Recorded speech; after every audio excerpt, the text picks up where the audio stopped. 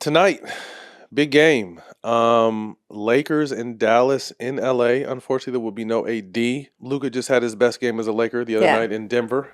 JJ Redick said he lost a ton of sleep game planning, but I know that's JJ's game, and I know he loved every minute of it. You got a little glimpse of Bron and Luca kind of hitting their stride at the same time. They combined for nearly 60 points, nearly 20 rebounds, 12 assists, in a dominating performance over Denver.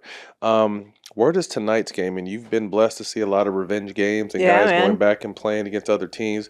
Where does this Luca versus Nico and the owners of the Dallas Mavericks stack up again for you? Well, Luca versus Nico is right because AD is not going to be playing, Right. and this is going to be in LA. Yes. So for a true revenge game, you kind of got to go to the other place. So the one that I saw that was lit in person that was the craziest was LeBron's first trip back to Cleveland. Right. I'm sure that was crazy. People were throwing batteries at us on the sideline. Really? I was reporting, and it was out of control, and just the noise level was insane, and all of this stuff. It's going to be interesting to see when Luka goes to Dallas. I think that happens in April. But this one, for me, it's not as spicy because AD's not in the mix. So you're not seeing my new team versus your new team. And it's not in Dallas. To me, the question is, if you're Nico Harrison, are you visibly sitting at that game where Luka can look at you, talk his talk, feed off, saying things to you, or are you just in the building somewhere behind the scenes? Off subject real quick, weren't Nico and Pelinka in the same building for a random reason the other night? Yeah, they're at a Warriors game. Warriors Dallas? Dallas jersey retirement. Oh, okay. Okay. So will Nico be present? I mean, I think he'll be in Los Angeles, but will he be visibly in Luka's sightline? What do you think? We've both known Nico for a long time. Yeah. Good guy. I met him through Cove and long time with Nike. I always thought that situation was above his head, and he may just be the kind of in position as far as his job to kind of speak on it. You think and he's just a fall guy? Would you take that fall? I would no. not take that fall. I know, but I mean, he's got a nice job with that team. But I think that was more ownership. But that's neither here nor there. He's going to be the guy that's going to get the brunt of the kickback. I'm not saying you're wrong. I'm just saying I wouldn't do it. Yeah. So this would be I agree on all fronts. I think the Lakers have set themselves up post LeBron, obviously, with Luca. Although you've seen the joke, right? The Lakers need to start planning for the end of Luka's career, how they're going to build around LeBron. That's cold. Because he'll just play forever. Here's what I liked. I like two things that JJ said, the quiet part out loud. First of all, he made a big deal about prepping for this game in Denver, right? Where normally it's we don't care, it's just a regular season game, it doesn't matter, whatever. JJ's like, no, this is a big deal. And he made a big deal afterward by saying, I hope that you guys in the locker room can build on this psychologically. I hope this shows you what a good team you are and how good you can be, and especially here, where they hadn't won in 3 years. And most coaches will be there it's not a measuring stick game, it's not a big deal, it's just, regular season, whatever. I love that he said that out loud. And I also love that he was Luka's playing on ball. Because that's been a thing, right? And he said, we're going to go through Luka more. I love that. But I also think, too, you can't rule them out of representing the Western Conference. No. I don't feel like you could rule them or Denver out. They've got experience. They got Hall of Famers.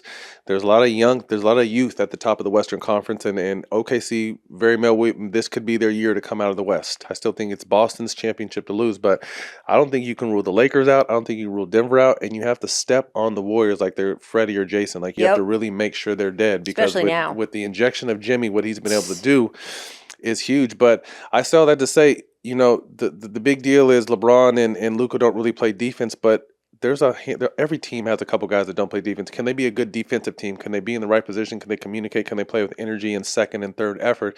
And I think that's what JJ is trying to instill, understanding hey, the elephant in the room, we know Bron is 40. So we need him to do certain things.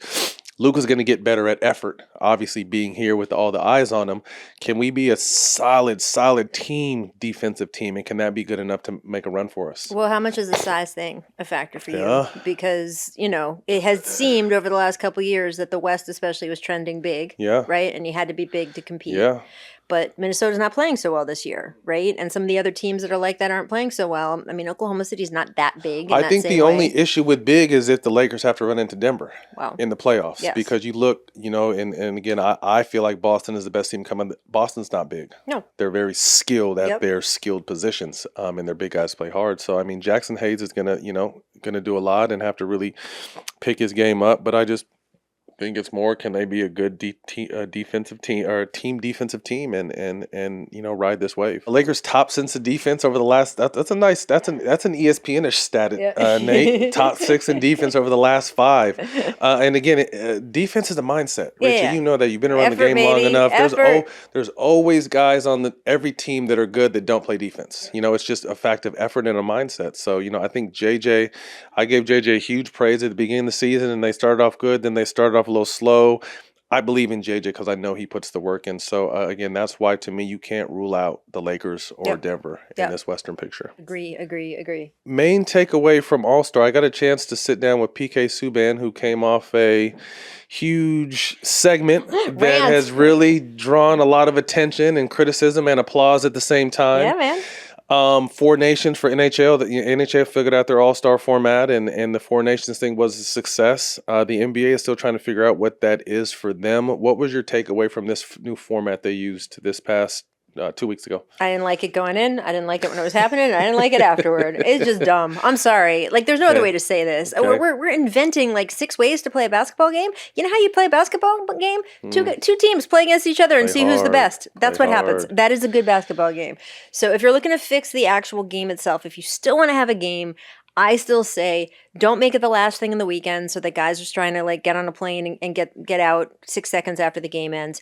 Fill the arena with not corporate types. Have people who care in the stands who are going to yell and call people out if they miss a step on defense or something like that. Fill it with, give it the tickets to charities and fill it with kids. I mean, you get guys playing harder. Another way to go is we talk to people about maybe doing a one-on-one tournament. Instead, though, have you been paying attention? The Unrivaled? So Unrivaled did their thing. And I think what scared people, and forgive me because I forgot the girl's name who beat Stewie. Nafisa Collier is one who won. No. But who was the girl that beat Stewie 12-0? Oh, young player. Yes. Give me a second. Forgive me. Edwards, you did your thing. That's I like the one-on-one thing, but I think that right there with a younger player beating a legend in her game, I saw it, I loved it. You've talked to players along this. KG has been adamant about this. Yep. You've talked to a handful of other guys that would love this. What has been their feedback? Not necessarily after, but just in general, that guys are. Some people say NBA players don't. I think it sounds like guys are welcoming that challenge. Yeah, I talked to a few guys. You can listen to what they told me. I don't know if you saw the Unrivaled League, the women. Yes. They got down with that one-on-one tournament. Yep. What do you think about doing one of those here at the All-Star game?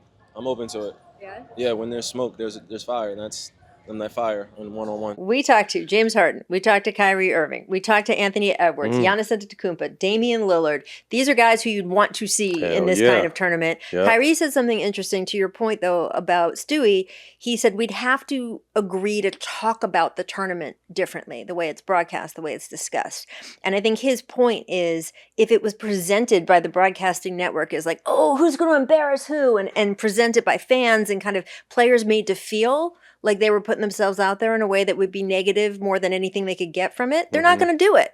He's like, we'd all have to kind of collectively agree to talk about it differently. It's just something fun of guys hey, you get beat one-on-one. That doesn't mean that you're a terrible basketball player. And I thought that was kind of interesting. I don't know if collectively in NBA Twitter era, we can I don't think there's any way around the memes and just the outside noise. And I personally feel like that's what may keep it from not happening is our pride. You know what I mean? What would you, if it was you? I would try U.S. versus the world first and foremost for the All-Star game and bring a sense of pride to that game because it's been lost. I think it's no secret. What was Kobe's last All game? 16? Yeah. Guys just haven't played hard, and I'm who to blame. I'm not here to find out who to blame. I want to help figure out what the fix is. Why USA versus the world? Because I just think there's some pride there. Okay. There'll be some pride there, I think. Fill out the rosters for me though. That's where it's going to be tough. I think it's going to be 10 and 10, 12 and 12. Some guys are going to get cut. Some guys that deserve to make a normal, they won't. That's where it gets sticky. So it's two things. Reason why I can sit here and tell you, just knowing the business of the NBA, why I don't think we will ever see USA versus the world. I think that the Eastern Conference team owners and the Western Conference team owners still want their equal number of spots. Okay. Because having an all-star is good for you, right? Is good for you and good for marketing. So they're not going to give that up as sort of the way things go down. And then also, at least right now, even though you would have a really good world team, it would be softer at the end of the roster, right? and then you'd have a bunch of American guys that should be there, who should not be be all-stars. I mean, who legit should be all-stars. If it was only a 10 to 12 man roster, would not make it. And can you imagine having your all-star spot? You're rightful. You know that you're an all-star that year and that you would make the team. And they take your how many each year? spot. Just right now, as we stand? Right now, it's 12 and 12, right? 24 total? Yeah. Think about the arguments about the snubs this year. Like, I don't know, Nate, who do you feel, Dalen, who do you feel was the most snub? But you think that the back half of the world team this year would be weaker than the Americans? I think that the end of the last third of the world team would be weaker than really of guys who wouldn't make an all-star team. Yeah. Really. Do a 10 or 12 man roster for me and tell me who the last number like 10, 11, 12 guys are, and would they actually make an all-star team if it was, quote, fair ups, if it was just East versus West? Would they make the all-star Okay, so world Shea, SGA. Giannis. That's the same Giannis, person. Luca, Jokic. Did you just count Shea and SGA as two people? Because it's the same person. Shea, Luka, Jokic, Giannis, Wemby, Sabonis. Would he make? So what? You're up to seven. Kyrie could Okay, do so by the way, Australia. He's going to play for the But Australian world team. wait. So Sabonis didn't make the All-Star game this year. He was a snub. So you're saying that he's number 7 But the on your snubs world are roster. kind of That's coin fine. flips. I'm just telling you that you're Jamal only Murray. at 7, and Jamal you're Murray. getting into guys. Okay, again, Jamal Murray, a guy who I don't think has ever made an All-Star game. Is that right? Yes, never. Never. Who, by the way, I think Jamal Murray is underrated, but the truth is he's never made an All-Star game. Sengun, He's definitely not an all-star. He was an all-star this year. Sengun was an all-star this year. Shagun was an All-Star this year. Yeah. Towns. But you're looking at me as if you're proving your point when you're not. You are proving my point as you talk. As you talk and point at me, you're proving my point. That's 9. Bam's an American. It's 9. Paolo could go back to Italy. Again, so you're twisting and stretching to get for sure. yourself. 100%. These are guys who I wouldn't think that's normally. So from 7 on, you're talking about guys who did not make, except for Şengün, did not make the All-Star rosters this year. And then on the American side, give me the rosters of American players who made it this year. Good ones. No, There's no, 12 but good ones. SGA, Giannis, Luka, Jokic, Murray, Wemby, Sabonis, Kyrie, Sengun, Towns, Embiid, Siakam. okay. So Embiid isn't Playing for playing. Australia. Kyrie's not playing for the. By the way, Kyrie is not competing in a World versus USA All-Star game where he's playing for the World. All right, then Second take of all, Embiid's not playing this year, so you can't say that he's in there. You're talking about guys in the 10, 11, and 12 spot who are not typical, who in a regular All-Star format would not make the team. And then do the Americans for me, because that's as an important part of this equation as how Who soft misses would out. the end of the World team be. The really big part of this for me is making an All-Star game is a huge deal. I think that it is being able to say I was an all-star, man. I'm an X-time all-star. I think it's sort of the pinnacle of the NBA because it's such a star-driven league. That weekend, everyone participates versus the finals. It's just 2 teams, that sort of thing. And you are denying guys who legit should be all-stars. And I don't mean fringe guys. I mean anyone All-stars. number 13 through 24, you're saying wouldn't make the all-star game anymore? Come on. You can't do it. Be tough. Moving on, and I cannot confirm or deny this is He's the like- truth, Rachel, but you have your ear to the NBA streets. All right, tell me. LeBron James playing in the All-Star game was a fuck you to the NBA for having the young players involved in this little round robin tournament they did. Him not playing. I do know that I have been told by people that they did not expect him to play for days ahead of time, as opposed to, he woke up that morning. Okay. So if it was a fuck you, it was a fuck you. It was a drawn fuck you, It was drawn out. They knew it was a grown man's coming. fuck you. It was I am not doing this type of thing. I don't know. Because he did There's no play. way He of played the knowing. first game out of the break, right? And he looked incredible. Yeah. They were the first game back. Right, Charlotte. Yeah, they played Wednesday. So yeah, But we was you- had some inside information and we can't divulge our sources. Yeah. And I hate when they used to do this on TV too. but I It used to don't piss disagree me with off. you. But some people said that some people that have some knowledge of the Yeah. game, and I don't know if it's true, that it was kind of like a fuck you to the NBA for the format and allowing these younger players that don't necessarily deserve the opportunity to be on the stage with the All-Stars. Bron said he wasn't doing it. Yeah, just wait till we get to the USA versus the world and you have that imbalance. And we really get the screw you. Mm-hmm. I mean, look, was it enough of a fuck you? It was worth breaking his streak? Because it's a pretty damn good streak going. What was it, 17 years In straight? a row or 18 something like years that as an straight? all-star starter? His first year he missed, and he played every year. And then he played every year since then. Jesus Christ, amazing. So you'd really have to be willing. But maybe at this point he's like, he's like Danny Murtaugh, man. Did you have any issues with kind of the way it went about? Just everyone else thought it was last minute. He didn't dress. He didn't do anything. I kind of feel like, man, he's deserved. If anyone can do that, it's him.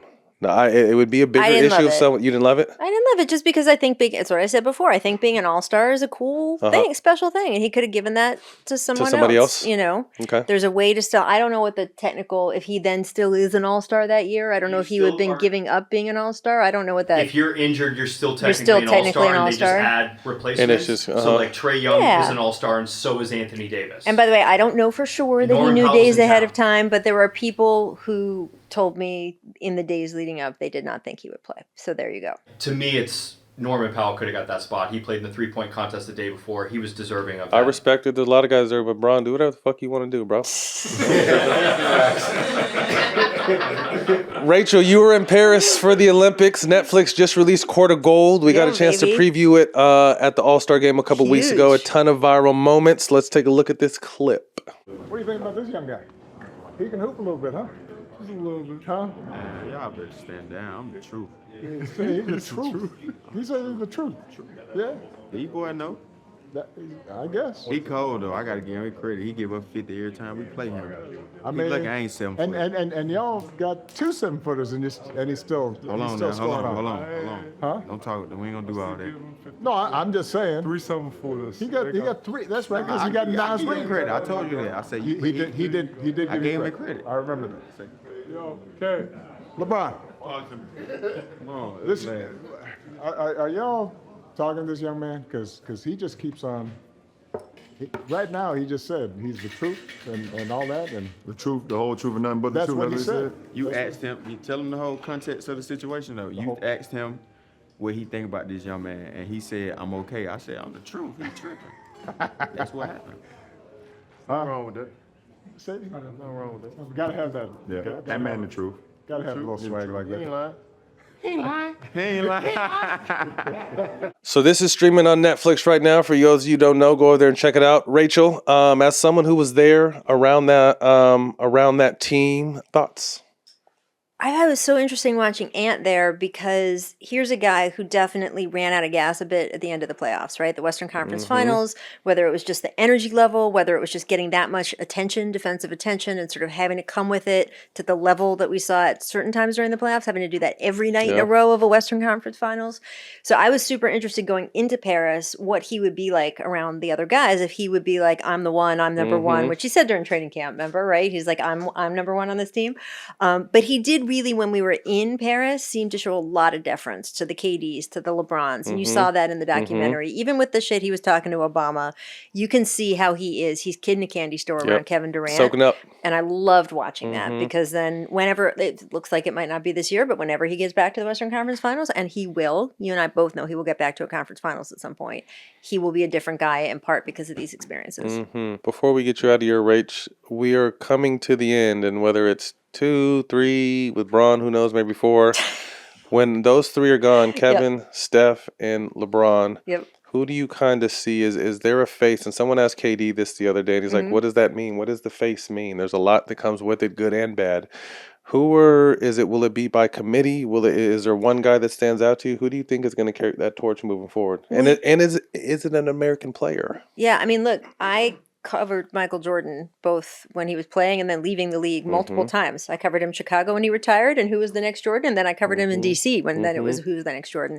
And it was, first of all, we had like 8 guys labeled the next Jordan, right? Remember the Harold Miner conversation? Harold Miner, Grant Hill, et cetera, et cetera.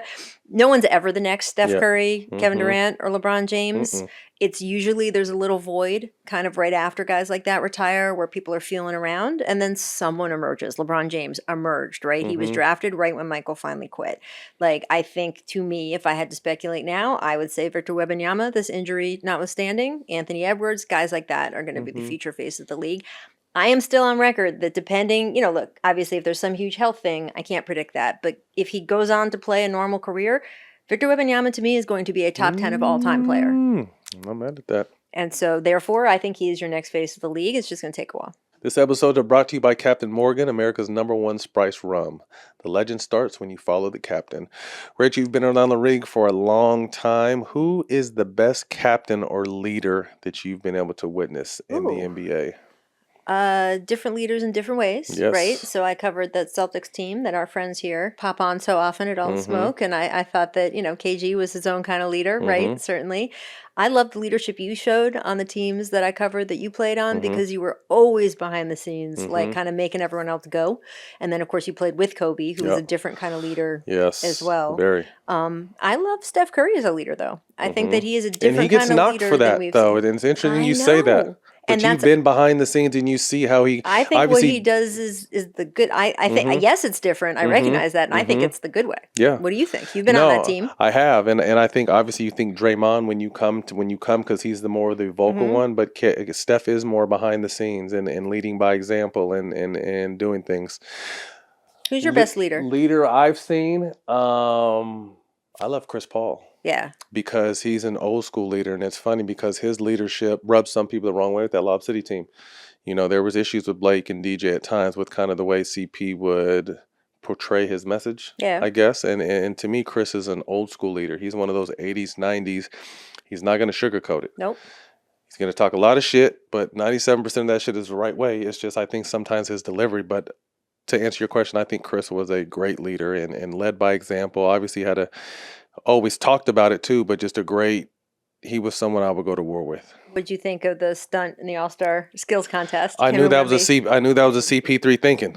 I tweeted it I put it on a comment and a bunch of people reposted, but that's definitely it's the most Chris thing ever, that's right? some definitely sneaky, too smart for his own good. Let's break the system and I love it. and that was CP 1000%. And he got Wemby to catch heat with them, but that's CP. CP is just always thinking how to beat the game. How do you manipulate the game? How do you beat the game? And I think that's what makes him great too. So what do you think the conversation was between Victor and Chris afterward? Chris, what the fuck you talking about? I shouldn't have listened to you. This episode is brought to you by Captain Morgan, America's #1 spiced rum. This is the season where underdogs rise, brackets break, and every shot can turn players into legends. Some stories are written on the court with buzzer beaters and game-winning plays. But other stories are made off the court, when you and your crew follow the captain within and turn every party into legendary moments. So grab your crew, grab a captain and cola, and make it a story worth telling. Because legends start when you follow the captain. Visit followthecaptain.com for more. Please drink responsibly. Captain Morgan Original Spiced Rum, 35% alcohol by volume. Captain Morgan Rum Company, New York, New York.